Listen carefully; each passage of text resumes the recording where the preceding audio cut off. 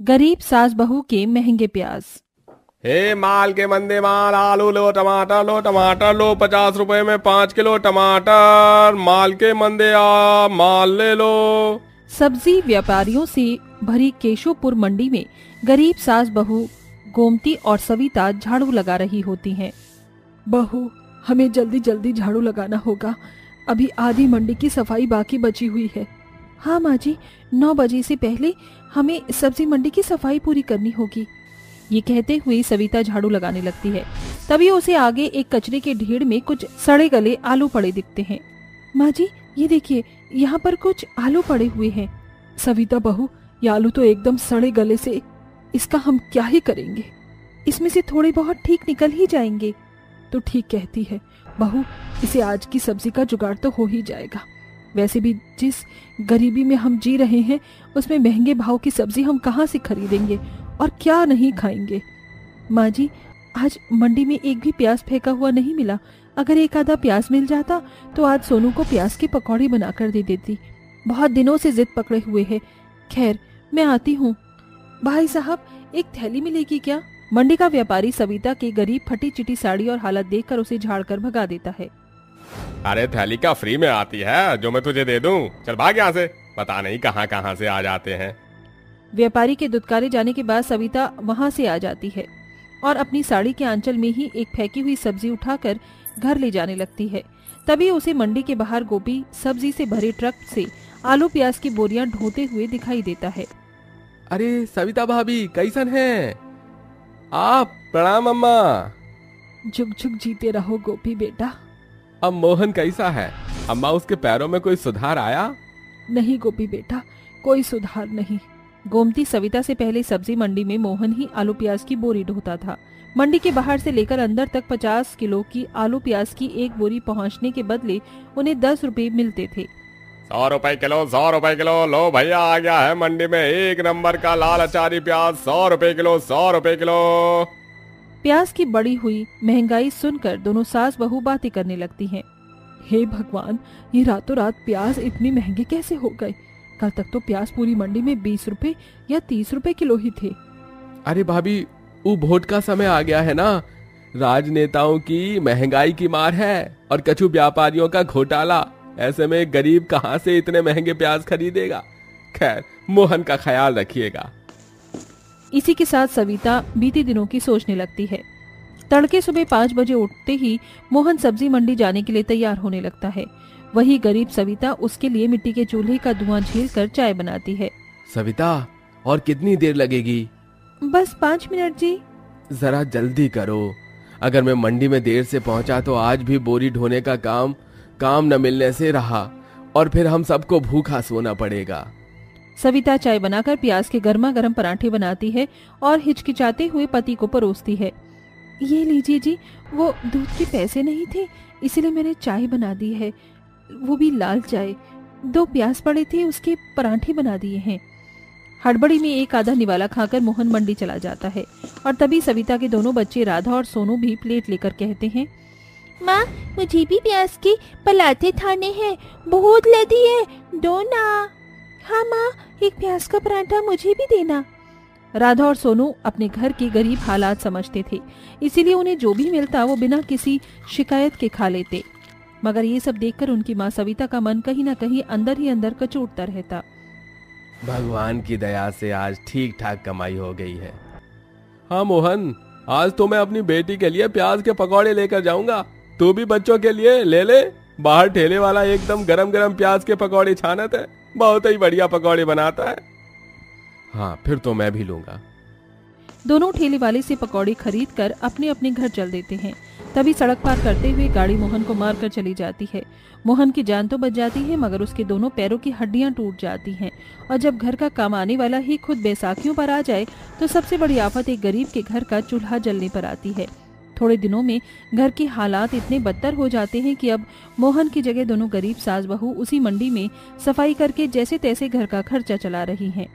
जैसे ही सविता और गोमती घर के अंदर आती हैं, सोनू बड़ी उम्मीद लगाए हुए अपनी दादी को देखकर कहता है, दादी माँ, आप मेरे लिए दिया लाई हो। सोनू, दादी माँ के पास पैसे थोड़ी हैं। बेटा, आज मैं तुम्हारे लिए जीरा आलू बनाऊंगी। ये सुनकर सोनू चिढ़कर कहता है, नहीं माँ, मुझे ये सड़े गले आलू नहीं खाना, नहीं खाना, नहीं खाना। अरे तो फिर मेरे राजकुमार को क्या खाना है? दादी माँ, मुझे प्याज के पराठे खाने हैं और माँ ने मुझे कहा था कि जब ठंड आ जाएगी तो वो मेरे लिए प्याज के पकौड़े बनाएंगी। सोनू, माँ और दादी माँ को थोड़ा सा समय दो, हम तुम्हें गर्मा गर्म प्याज के पकौड़े और पराठे दोनों खिलाएंगे। अब मैं तुझे कैसे समझाऊं सोनू कि प्याज इतने महंगे हो गए कि उसे खरीदने के लिए तेरी इस गरीब माँ के पास पैसे ही नहीं। जैसे तैसे गोमती सोनू को समझा देती है। तभी सविता कहती है, माँ जी, आप तो देख रही हैं कि प्याज कितने महंगे हो गए हैं, तो मैं सोच रही हूँ क्यों ना हम दोनों सास बहू प्याज की खेती कर लें। मगर बहू तो देख तो रही है, प्याज इस वक्त इतने महंगे हो रहे हैं।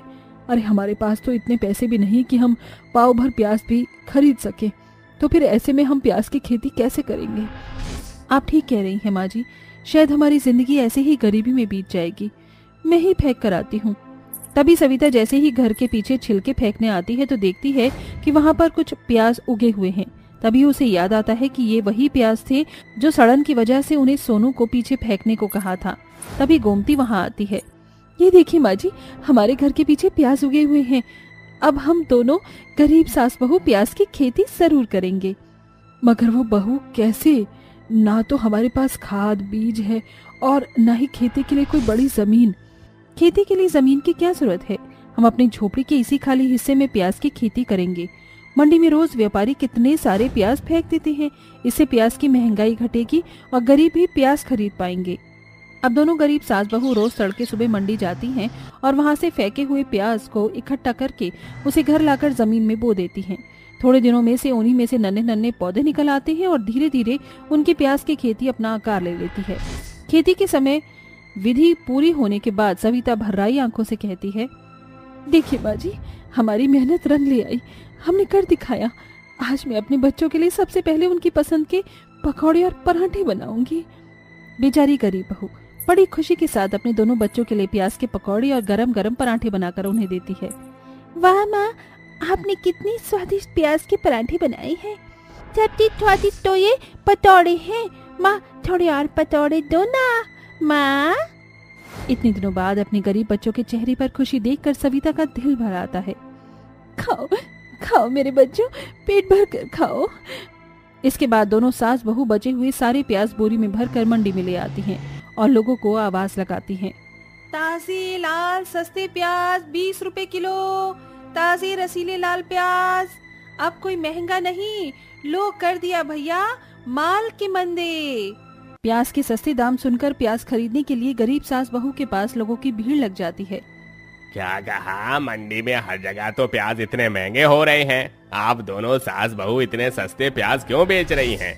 हमने गरीबी देखी है बेटा, इसीलिए हम जानते हैं कि जब महंगाई बढ़ती है तो उसका असर गरीब के घर पर कैसे पड़ता है, इसीलिए। सही कहा माताजी आपने। 5 किलो प्याज मुझे भी तौल दीजिए। और 5 किलो प्याज मुझे भी दे देना। जी अभी देती हूँ। देखते ही देखते लोगों में गरीब सास बहू के प्याज की लूट मच जाती है और मंडी के सारे प्याज बेचने वाले व्यापारी हाथ मलते रह जाते हैं और उनके प्याज भी धरे के धरे रह जाते हैं। उस महंगाई के वक्त में गरीब सास बहू सस्ते प्याज बेचकर भी अच्छा खासा मुनाफा कमाती हैं, जिसके बाद उनके पास भी बड़ी पूंजी जमा हो जाती है, जिसे वो मंडी में सस्ते प्याज का व्यापार शुरू कर देती हैं, जिससे गरीबों को थोड़ी राहत मिलती है और प्याज बेचकर उनकी भी गरीबी भरी जिंदगी ठीक हो जाती है। Okay, ladies, show your cards. देखा, इस बार भी मैं ही जीती। दिल्ली शहर के महंगे पॉश एरिया में रहने वाली माया के बंगले में किटी पार्टी चल रही थी। दिस इज नॉट फेयर माया, हर बार तुम ही जीतती हो। क्योंकि माया को हारने की आदत नहीं। शीतल, वैसे कल तुम मिसेस आहूजा की बहू के रिसेप्शन पार्टी में गई थी ना? कैसी रही पार्टी? वैसे तो मिसेस आहूजा ने अपनी बहू की रिसेप्शन पार्टी बहुत ही धमाकेदार रखी थी, मगर बहू जरूरत से ज्यादा ही मॉडर्न है। नई नई शादी में ऑफ शोल्डर गाउन पहना था मैडम ने, वो भी बिल्कुल बैकलेस। आजकल की बहू में तो संस्कार नाम की चीज ही नहीं रह गई है। मगर मैं तो ऐसी बहू लेकर आऊंगी जिसमें 36 के 36 गुण भी हो और वो एकदम संस्कारी टाइप्स हो, वरना शहर की घमंडी लड़की आ गई तो जीना हराम कर देगी। थोड़ी देर में किटी पार्टी खत्म हो जाती है। सुनो भाग्यवान, गांव से मेरी बहन सीबो का फोन आया था। मेरी भतीजी की शादी है, हमें चलना चाहिए। ओफो हरीश, जाने की क्या जरूरत है, यहाँ से तोहफे भिजवा दो। यू नो ना, I don't like village. Please माँ, मना मत कीजिए ना, चलिए ना अपने बेटे के लिए। 2 दिन बाद वो तीनों गांव आ जाते हैं, जहां गाड़ी से उतरते ही माया का सैंडल गांव के कीचड़ भरे सड़क में सन जाती है। ये देखकर वो मुंह बनाकर बोलती है, इयो, मेरी इतनी महंगी सैंडल कीचड़ से गंदी हो गई। तभी माया गिरने वाली होती है कि गुड्डन उसे संभाल लेती है। आप ठीक तो हैं चाची? या आई एम फाइन। ये तो अंग्रेजी छाटत है, लागत है इनका भोजपुरी से भेंट नहीं। अरे चाची, अभी अगर गुड्डन ना आती तो तुम रायते के जैसन मिट्टी में फैल जाती। खैर आइए। गुड्डन भी उसी शादी में आई होती है जहां माया आती है। गुड्डन परिवार की तरह उस शादी में बहुत काम करती है। ये देखकर माया उसे पसंद कर लेती है और उसके घर रिश्ता लेकर आ जाती है, जिसके बाद गुड्डन और प्रेम की शादी हो जाती है और गांव की भोली भाली गुड्डन शहर अपने ससुराल आ जाती है। हमरा ससुराल तो बहुत बड़का है, इमा तो हमरा पूरा छुट्टनपुर का छपरिया टोला समा जाए। अपनी गंवार बहू को मुंह में बड़बड़ाते देखकर सास माया कहती है, गुड्डन बहू, इस कलश को गिराकर अंदर आ जाओ। यू नो ना, I don't like village. Please माँ, मना मत कीजिए ना, चलिए ना अपने बेटे के लिए। 2 दिन बाद वो तीनों गांव आ जाते हैं, जहां गाड़ी से उतरते ही माया का सैंडल गांव के कीचड़ भरे सड़क में सन जाती है। ये देखकर वो मुंह बनाकर बोलती है, इयो, मेरी इतनी महंगी सैंडल कीचड़ से गंदी हो गई। तभी माया गिरने वाली होती है कि गुड्डन उसे संभाल लेती है। आप ठीक तो हैं चाची? या आई एम फाइन। ये तो अंग्रेजी छाटत है, लागत है इनका भोजपुरी से भेंट नहीं। अरे चाची, अभी अगर गुड्डन ना आती तो तुम रायते के जैसन मिट्टी में फैल जाती। खैर आइए। गुड्डन भी उसी शादी में आई होती है जहां माया आती है। गुड्डन परिवार की तरह उस शादी में बहुत काम करती है। ये देखकर माया उसे पसंद कर लेती है और उसके घर रिश्ता लेकर आ जाती है, जिसके बाद गुड्डन और प्रेम की शादी हो जाती है और गांव की भोली भाली गुड्डन शहर अपने ससुराल आ जाती है। हमरा ससुराल तो बहुत बड़का है, इमा तो हमरा पूरा छुट्टनपुर का छपरिया टोला समा जाए। अपनी गंवार बहू को मुंह में बड़बड़ाते देखकर सास माया कहती है, गुड्डन बहू, इस कलश को गिराकर अंदर आ जाओ। इस पर प्रेम चिढ़कर कहता है, ओ भाई नहीं, मारो मुझे मारो। कितने सपने देखे थे यार सुहाग रात को लेकर, साला सुहाग रात तो हुई ना, पत्नी के हाथ सुताई और हो गई। ससुराल के पहले दिन गुड्डन तड़के सुबह उठ जाती है। चल गुड्डन, हुई जाए सफाई। सबसे पहले घर लीप पोत लेते हैं, मगर यहाँ तो हमारी भैंसिया कटरीना भी नहीं, गोबर कहाँ से लाएं? तभी गुड्डन घर की बालकनी में लगे गमले में से मिट्टी निकालकर सारी मिट्टी बाथरूम के बाथ टब में घोल घर के पूरे फर्श को मिट्टी से लीप देती है और रसोई में आकर गुनगुनाते हुए पटक पटक कर बर्तन मांजने लगती है। लगावेलु तूल पेस्टिक, हिलेला आरा डिस्ट्रिक्ट, जिला टॉप लागेलु, कमरिया आहा कमरिया करेला पलाप, लॉलीपॉप लागेलु। ओहो, ये इतनी सुबह सुबह ये खटर पटर की आवाज कहाँ से आ रही है? माया आंख मलते हुए कमरे से किचन में आती है और अपनी गंवार बहू को मिट्टी से बर्तन मांजते हुए देखकर माया गुस्से से दांत पीसती हुई कहती है, हे भगवान, अरे मेरी गंवार, ये सब क्या है? ये तो थारिया है सासू माँ। अरे देहातिन, इसे थरिया नहीं बल्कि थाली कहते हैं। और जब किचन में बर्तन धोने के लिए विम जेल रखा हुआ है तो फिर तो ये मिट्टी से बर्तन क्यों घिस रही है? सासू माँ, हम तो अपन गांव में मिट्टी से ही बर्तन मांजत थे। इसे दो ही फायदा है, एक तो साबुन के पैसे बच जात है और दूसरा बर्तन भी बत्तीसी के जैसन चमक जात है। हे भगवान, इसकी गवार हरकतें देखकर तो मुझे डर लग रहा है कि आज दावत में मेरी ये गवार बहू मेरी नाक ही ना कटवा दे। सासू माँ, अपने कछु कहा का? कुछ भी नहीं। तूने जो ये मिट्टी का कचरा मचाया है ना, इसे साफ कर। और हाँ, आज शाम को मैंने तेरी और प्रेम की शादी की घर में छोटी सी रिसेप्शन रखी है, जिसमें मेरी कुछ खास सहेली आने वाली है, इसलिए तुझे दावत में बढ़िया बढ़िया खाना बनाना है। सफाई के बाद गुड्डन दावत की तैयारी में लग जाती है। गांव माँ तो दावत में सबन को हमरे हाथ का पूरी बुनिया खूब भावत था। आज हम ऊहे बनाए, मगर दावत का खाना हम बनाएंगे कैसे? यहाँ चूल्हा तो है नहीं। तभी गुड्डन इलेक्ट्रिक गैस चूल्हा देखती है, जो कि उसे चलाना बिल्कुल भी नहीं आता। इस ससुरा शहरी चूल्हा तो तुझसे जलने से रहा। रहने दे गुड्डन, ई तो से ना होगा। हम अपनी दावत का खाना देसी जुगाड़ पर बनाएंगे।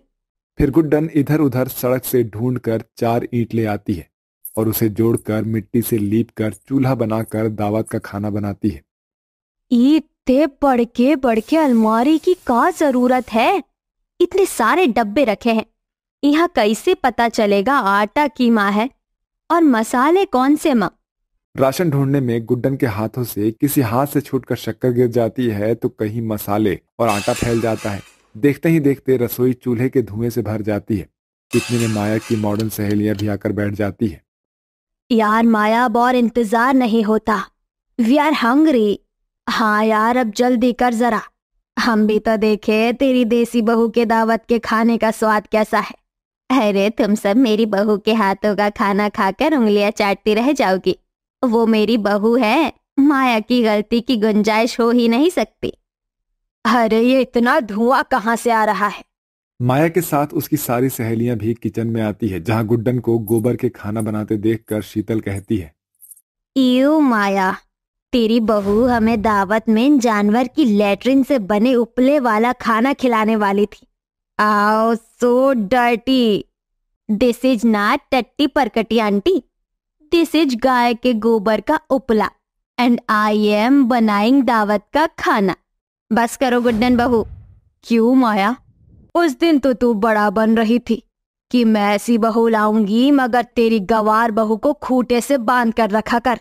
ये हम जैसे हाई फाई से मॉडर्न लोगों में बैठने के लायक नहीं। अपनी बेइज्जती होने के बाद माया गुस्से में तमतमा कर बेचारी अपनी गंवार बहू को बहुत खरी खोटी सुनाती है। करवा देना मेरी बेइज्जती, अब तो बड़ी खुश होगी तू मेरी गवार बहू। यू नो व्हाट, तुम जैसी गांव की गवार को बस लोटा लेकर खेत में गंद मचाना आता है। न पहनने ओढ़ने के ढंग होते हैं और ना ही किसी से बात करने का। बस मुंह खोलते ही अपनी देहाती बिहारीपन शुरू कर देती है। इतना सब सुनकर गुड्डन की आंखों में आंसू आ जाते हैं और वो रोते हुए बोलती है, बस सासू माँ बस। अगर अपनी भाषा बोलना गवार पना है तो हाँ, है हम गवार, मगर माफ कीजिएगा सासू माँ, आप शहर वाले भी कोनो दूध के धुले नहीं है। एक दूसरे से हाई फाई दिखने के चक्कर माँ जिंदगी जीना ही नहीं जानत है। पर हमारे गांव में शादी में ज्यादा महंगा खाना भले ही ना होवत है, मगर वहाँ सब एक दूसरे की खुशी माँ खुश होत है। हम मिट्टी के चूल्हे का धुआं झेलकर इतने पसंद से दावत का खाना बनाए हैं। कोशिश किए थे हम आपका चूल्हा जलाने का, पर हमसे ना ही जला। क्या करते फिर, हम देरी हो रही थी, इसलिए इधर उधर से ईंट ढूंढ कर लाए ताकि दावत का खाना समय से बनाए, तो हम गवार हुई गए। पूरी बात जानकर माया और उसकी सहेलियों को बहुत बुरा लगता है।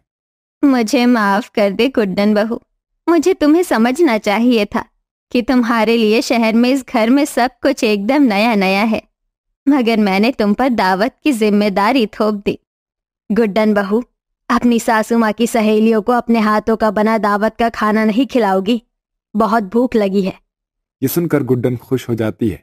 इसके बाद वो दावत में बना हुआ खाना अपनी सास और उसकी सहेलियों को बड़ी खुशी के साथ परोसती है, जिसे खाकर सभी माया की गंवार बहू की तारीफ करते नहीं थकते।